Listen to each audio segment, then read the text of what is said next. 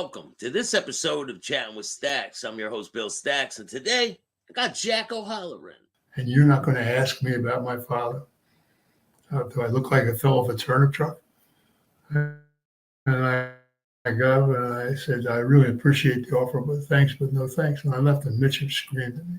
Why, are you crazy? He said, Hollywood loves that kind of stuff. They ate that up. What's the matter with you?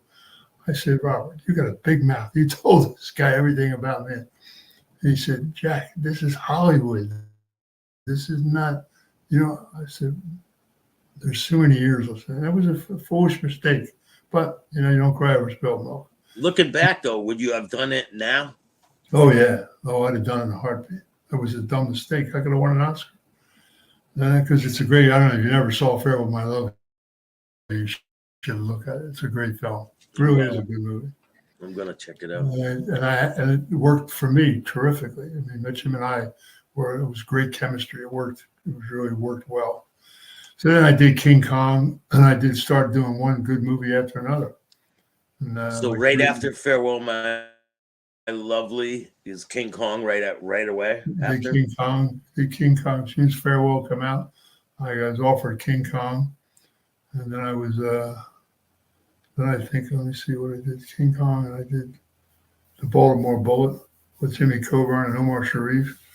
And Bruce Boxleitner's first picture. And I just went on and did one picture after another. And I did a few television. I really like TV, but the first picture television thing I did was Cannon, Bill Conrad. And he was good friends with Mitchum. And Mitchum called me on the phone. He said, Bill Conrad wants you to do that show with him.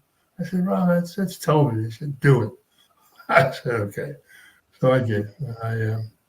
When I turned down The Great White Hope, I was leaving the Fox studio, and James Earl Jones was coming up the steps when I was walking down, and he stopped me and he said, "You're Jack O'Halloran." I said, "Yeah, you're James Earl Jones." He said, "Is it true what I just heard about you?" I said, "I don't know. What'd you hear?" He said, "I heard you just told Hollywood to take the biggest movie out here and stick it." I said, "Well, I guess you could say that." He said, "I got to shake your hand. Never met anybody that did that before." And we became pretty good friends. He was a good guy.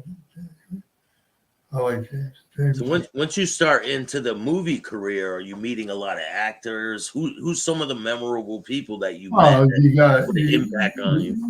When I did Farewell My Lovely, we had Charlotte Rampling, John Ireland, Harry Dean Stanton, Anthony Zerbe, who's a brilliant actor. It was a great cast. So and Stallone had a small part in the movie. In fact, Stallone came out with a guy named Joe Spinelli. Joe Spinelli was an actor in New York, and he brought like 4 actors out to fill out different character roles, and Stallone was one of them. And he was writing a boxing movie, and he sat down and picked my brain every day about boxing. And I was the gangster fighter from Philadelphia I was signed to fight Ali 4 times. And he just kept talking to me about fights and boxing and everything else. And he wrote the story Rocky. That was my life he wrote about. Wow. He'd never been to Philadelphia. He was no gangster. He was a punk kid. So then I just laughed like hell. Where was Stallone from? He lived in Florida. He went to school in Switzerland. His mother was married to a wise guy. And he was educated over in Switzerland. His mother lived down in Florida. And he was originally from New York, I think. But he didn't, his mother, like I said, mother married a wise guy and moved down to Florida. He went to school and so he asked me all about the unions and waterfront and everything else. And next thing I know, he's doing a movie called Rock, and made me laugh like hell. He didn't ask you to be a part of that one? No. Wow. It was no. You could have been the Russian guy or something, right? But just I was too busy. I was working all the time and doing. And when like I did, the Baltimore Bullet had Omar Sharif, who's a fantastic guy. Jimmy Coburn was a whole guy. And we had a lot of great talent I worked with, you know. Yeah. And I did Hero and the Terror with Chuck Norris. And, well, I had a lot of fun. Then we did Superman and became iconic actors. Superman 1 and Superman 2 they're iconic films. I mean, here we are 47 years later, and it's still a big-time movie. You know what I mean? It's huge. It's probably one of the biggest movies of all times. Yeah, so it worked out really well, you know. And when the Donner cut came back out, which is better than the Lester cut, so it's the memorabilia is there. And now I wrote a couple books. I'm getting ready to make a mini series with Family Legacy, and everybody's excited about that. So it's been a great ride. You know, I've met a lot of good people. I worked with. I mean, you work with Brand. We did Superman. You had Brando. Terrence Stamp was the hottest. Was one of the best actors in London. If you ever watched Superman 1 and where they had when we're on trial and all those people saying guilty, guilty, guilty, you had some of the greatest English actors doing a cameo. Harry Anderson, Trevor Howard. I mean, some great actors that took part in the Superman movie just to do a cameo. It's wild. Yeah. So how was your life? How did it change after you were featured in Superman? Was it a lot different from before? Well, you know, I had already put myself into a great script when I was doing King Kong. I wrote a great script. There was a movie that was done in the 30s called The Informer. Victor McLaughlin and John Ford directed it, and it won 4 Oscars. It was a great story. And the writer of the book, Liam O'Flaherty, and I became friends, and he told me the original story. And I wrote a great script. And I wrote a song called Ballad of a Simple Man, and Elton John recorded it as the song he recorded was Simple Man. And we're going to use it for the film. And I was going to do the film, and I was going to do the McLaughlin role. It was an Oscar shot. It was great. It's a great script. I'm still going to wind up doing it, I think. And so I didn't have an agent when I did Farewell, My Lovely, and after it came out, I went over to Mitchum's house and I said, I think it's time I get an agent. And he pointed to the phone book. I said, what's the deal? He said, the phone book's full of agents. He said, if you think I'm going to give you an agent and he doesn't work out for you and you're going to get mad and come back and yell at me. Yeah, like he's going to be responsible, right? So I got this guy, Meyer Mishkin, who represented Lee Marvin and Richard Dreyfuss and a lot of people. I went to see him, and he wasn't signing anybody. And Lee Marvin said, if you don't take this kid on, I'm going to leave the agency. He's a hell of an actor. So I wound up with Meyer Mishkin, and I went to Mitchum, and I said, well, I'm signed up with Meyer Mishkin. He said, it couldn't be a better guy. Just a great guy for you. I said, well, he could have helped me out and told me that in the first place. And, they came to me to do the Bond movie, and I turned it down. I was doing a picture called March or Die down in Spain with Gene Hackman and Catherine Deneuve and Max von Sydow, Ian Holm, great cast. It's a great war epic picture and Foreign Legion movie. And when I was doing that, they came to me to do the Bond movie. I just signed to do March or Die. And I said, well, told my agent, I said, well, would you sign to do March or Die? And I said, well, we can get out of that picture if you want to go and do this Bond picture. They really want you. Cubby Broccoli flew over from LA, and they begged me to please do the picture. And I said, I just signed to do a picture, and Hackman's a good guy, and blah, blah, blah. And it's a good thing I did, because when I was down there doing that picture, we were offered Superman.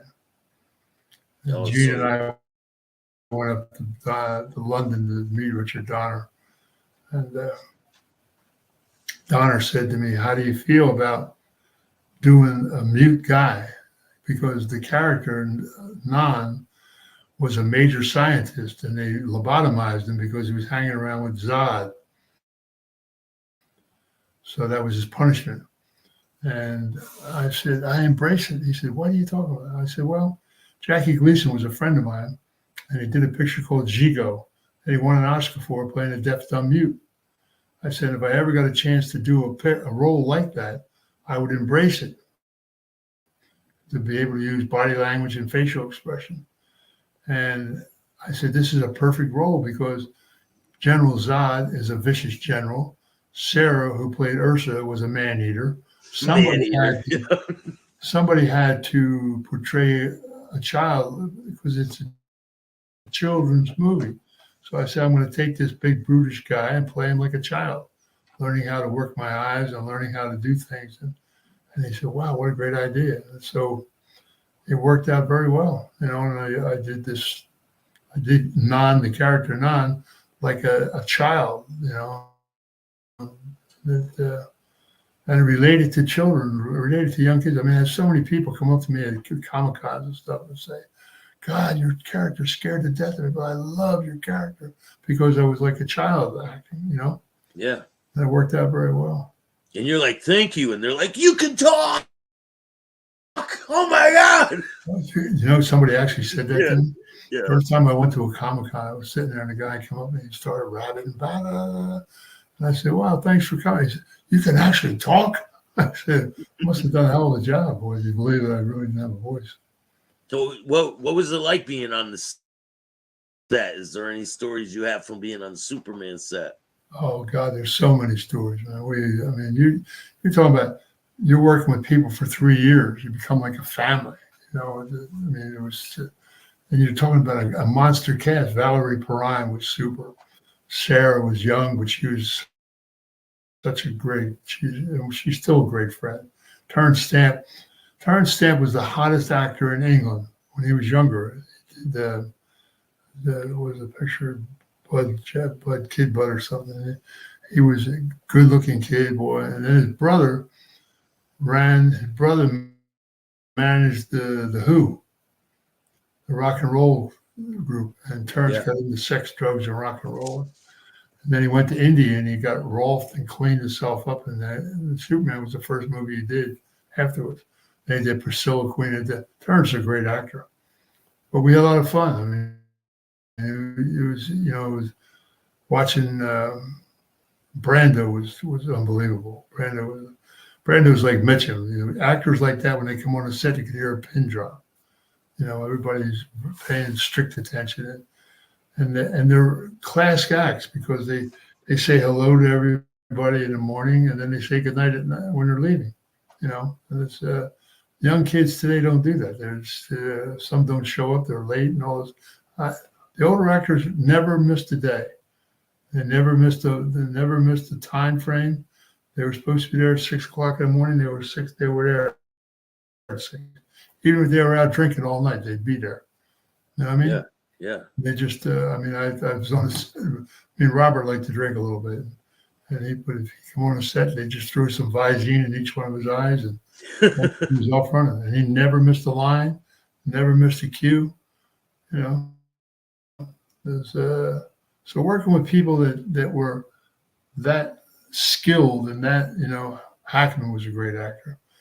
You learn from people like that. And it just got easier and easier and easier.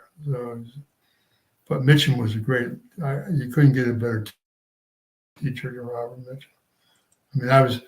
When I was doing Farewell My Lovely, we did it off the Goldman studio lot.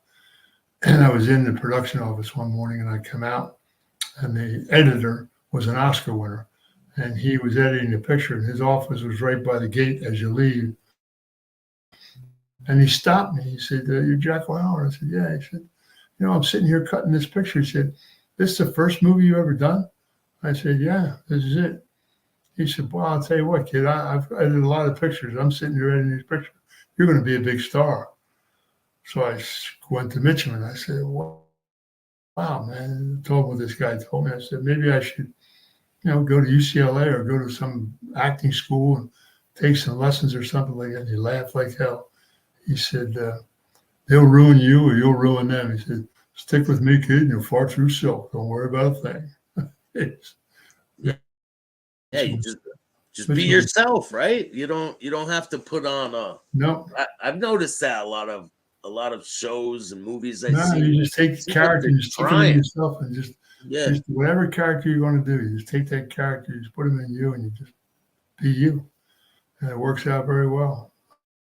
I just my whole career, I just people, and I've worked with some great actors, Jeffrey Bridges and Jessica. Jessica, you knew she was going to be a star the day she walked on the set. But we did King Kong, and Jeff Bridges was a method actor. So it would take him a half hour to get all pumped up into what he was going to do. And, just to make me laugh. Because people get so worked up in the character they're going to do. And I just found that to be, I didn't have to do that. So. Have you found anybody to be hard to work with? Not really. No, never. I picked and choose everything that I did. A couple things I wish I would have done. I had a picture with Eastwood. I would have liked to have done that. I turned down 5 pictures, and Richard Kiel did all 5, made his career. I had a picture with Gene Wilder and Richard Pryor that we had a break in Superman.